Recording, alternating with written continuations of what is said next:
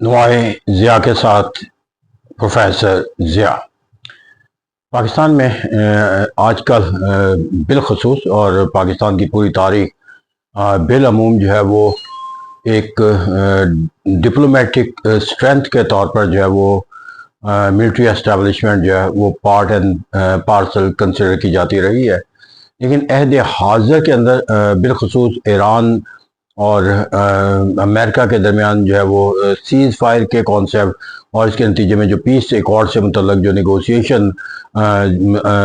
एक मंतकी अंजाम की तरफ जो है वो हमें बढ़ती हुई नज़र आती है। इस तमाम जो प्रोसेस है उसकी तश्कील के लिहाज से ही नहीं, बल्कि इस प्रोसेस के नतीजे जो नताइज के लिहाज से भी जो है वो पाकिस्तान की जो मिलिट्री एस्टेब्लिशमेंट है उसके लिए एक एप्रिसिएशन का एक मानी और मफहूम जो है वो सिर्फ पाकिस्तान में नहीं, क्योंकि पाकिस्तान में तो जो सियासी हुकूमतें तश्कील पाती है वो अपने वजूद से लेकर अपनी बका तक और अपनी तरक्की और खुशहाली के हर जाविये से जो है वो मिलिट्री एस्टेब्लिशमेंट को जो है वो माखज़ करार करती है। और अगर उनके हालात वाक़यात से अगर इक़्तिदार से महरूमी का भी कॉन्सेप्ट जब पैदा होता है तो वो एस्टेब्लिशमेंट को ही उसका मुहर्रर किरदार होता है। तो पाकिस्तान की जो सियासी निज़ाम है, जो सियासी सोच और फ़िक्र है, उसमें तो कोई एक बहस के तौर पर भी नहीं लिया जा सकता कि मिलिट्री एस्टेब्लिशमेंट का किरदार जो है वो कितना है या कितना होना चाहिए। वहाँ पर तो एक रियलिस्टिक एटीट्यूड के तहत भी और एक आइडियलिस्टिक कॉन्सेप्ट के तहत भी, यानी कि जितनी भी अप्रोचेज हम इंटरनेशनल रिलेशन के अंदर देखते हैं किसी रियासत की पॉलिसियों को समझने के लिए, तो पाकिस्तान के अंदर जो military establishment is an essential अगर कहा जाए तो वो भी गलत होगा, बल्कि the most important and unavoidable strength जो है वो हमारी मिलिट्री एस्टेब्लिशमेंट के इन डिसीजन मेकिंग। लेकिन मैंने कहा कि इस वक्त जो अहमियत है वो बैन अल-अक़वामी हालात व वाक़यात के तनाज़ुर के अंदर जो है वो दुनिया के तमाम ममालिक पाकिस्तान की जो मिलिट्री एस्टेब्लिशमेंट का जो पीस को एक ख़ित्ते के अंदर और सारी दुनिया के लिए जो उस जंग के ईरान और अमेरिका के दरमियान होने वाले जो मनफी नताइज है उससे जो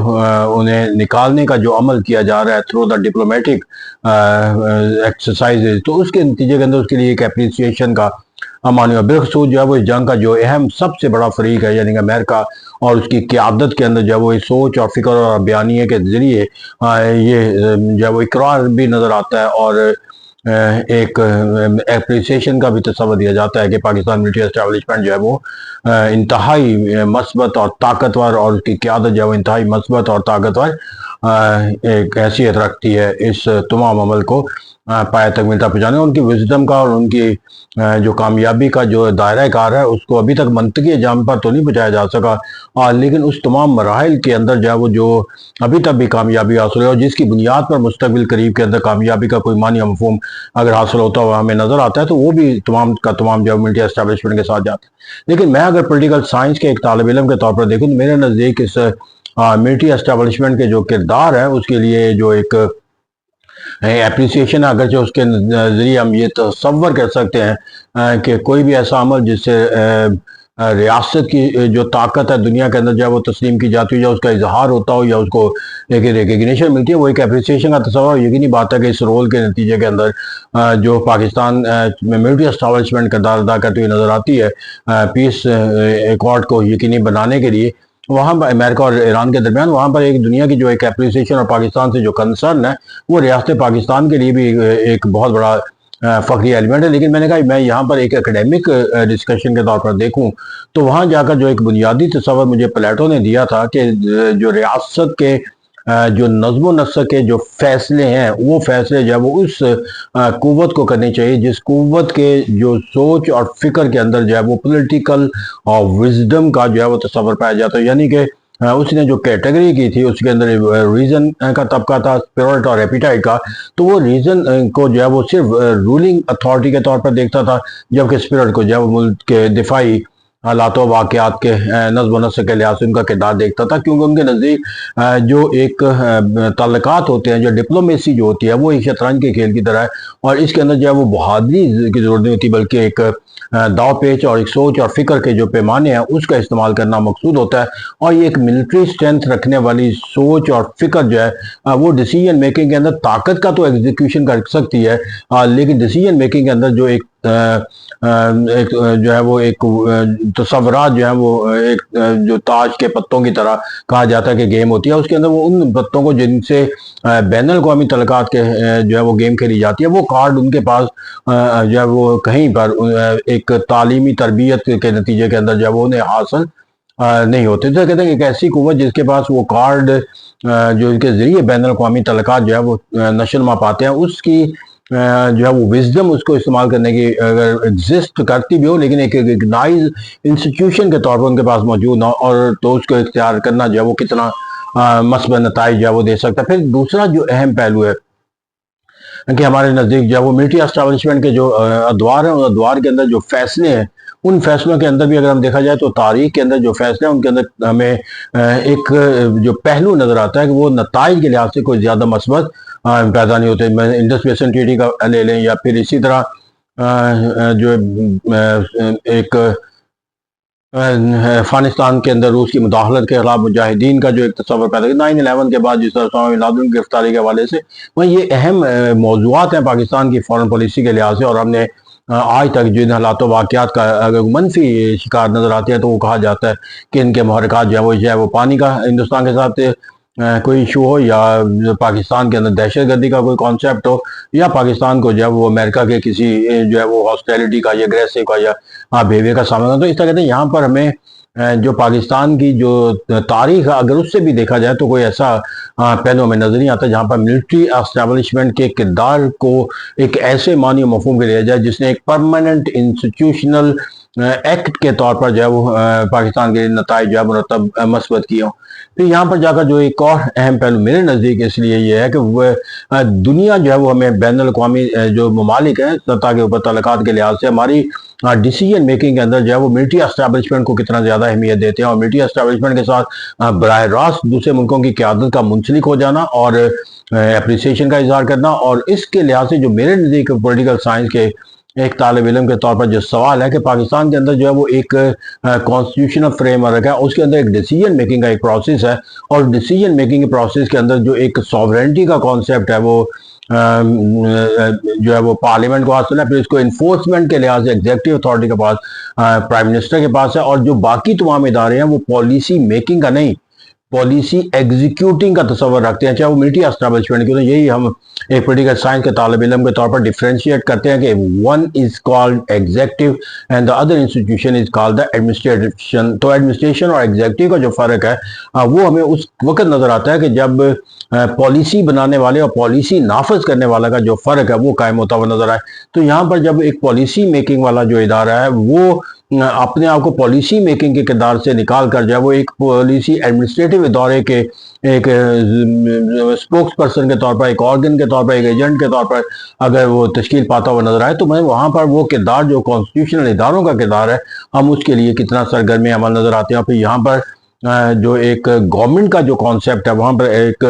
लेजिस्लेचर है, दूसरा ऑर्गन जो है एग्जेक्टिव है, और थर्ड जुडिशरी है। वहाँ पर उस ऑर्गन के तौर पर भी हमें कोई नजर नहीं आता जहाँ पर डिसीजन मेकिंग है। तो एडमिनिस्ट्रेशन का जो किरदार होता है वो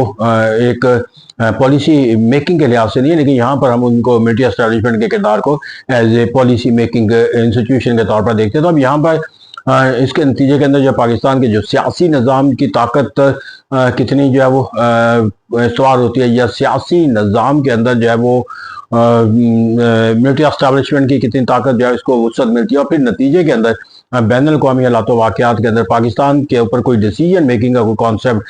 लेने के लिए जो इस्तेमाल करना है। अब यहाँ पर जाकर मेरे नज़दीक ये अमल जो है वो दुनिया को ये दिखाने के लिए काफ़ी है कि पाकिस्तान के अंदर आप कोई भी पॉलिसी मेकिंग का नतीजा अखज़ कर सकते हो अगर मिलिट्री एस्टेब्लिशमेंट की सोच और फिक्र को आप जो है वो अपने से मुंसलिक करने में कामयाब हो जाते हैं। लेकिन मेरे नज़दीक इससे भी जो बड़ा अहम सवाल है वो सवाल यह है कि मिलिट्री एस्टेब्लिशमेंट के अंदर जो एक एलिमेंट के तौर पर जो है वो पावर ऑफ द स्टेट तो लिया जा सकता है मिलिट्री स्ट्रेंथ के तौर पर, लेकिन उस मिलिट्री स्ट्रेंथ को या उस मिलिट्री एस्टेब्लिशमेंट को जो एज